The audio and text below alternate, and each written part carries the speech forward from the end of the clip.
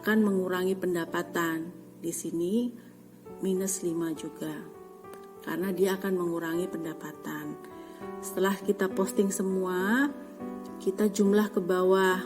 Ternyata debit dan kredit nilainya sama. Setelah ini kita akan siap untuk membuat jurnal. Bagaimana jurnalnya? Kita bisa melihat slide berikutnya. Sekarang bagaimana jurnalnya? Kas di debit dan modal di kredit. Lihat kode di sebelahnya. Kas debit plus artinya di debit karena bertambah. Modal K plus artinya modal di kredit karena bertambah. Dan seterusnya. Sekarang kesimpulan. Persamaan dasar akuntansi melibatkan setidaknya 2 posting atau disebut juga double entry, agar supaya dapat menjaga keseimbangan sisi sebelah debit dan kredit. Terima kasih.